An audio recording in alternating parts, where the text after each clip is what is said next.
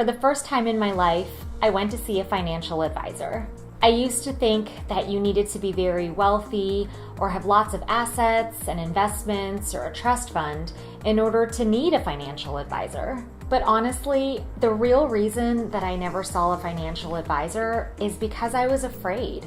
I was afraid that he or she would take a look at my finances and tell me that I had been doing it all wrong these last 20 years, that I was stupid for not having bought a house earlier or not having been more risky with my investments.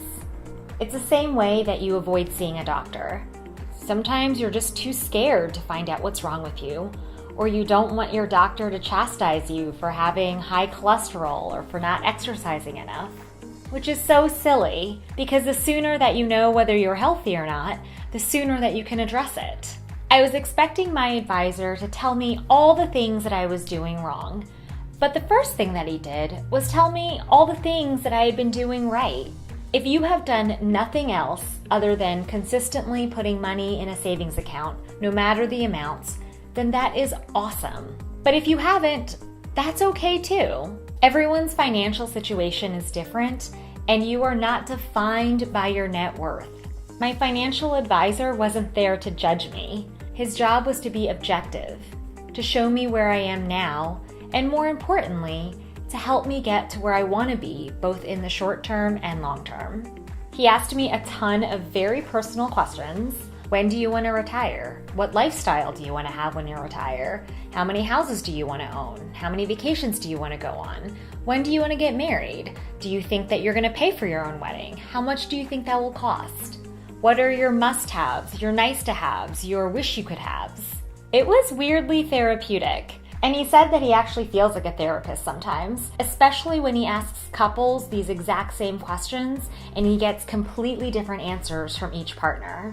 When I gave him my honest answers, which, by the way, it's definitely a little weird at first telling a complete stranger your dreams, he took my numbers and plugged them into an algorithm, and he told me that I had a 7% chance of success if I didn't make any changes and just continued as is.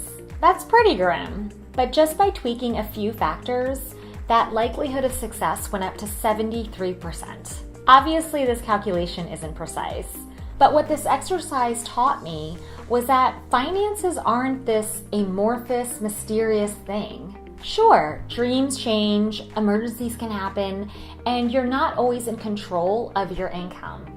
But by and large, your finances, just like the rest of your life, is within your control.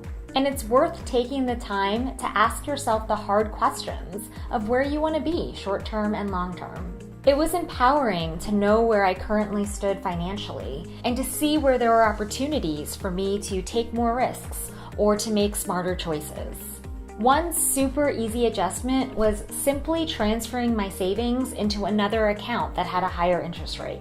Everyone's dreams and circumstances are different, but whether you make minimum wage or a 7-figure salary, whether you're single or married, you owe it to yourself to find a financial advisor whom you trust to set you up for success for the future of your dreams.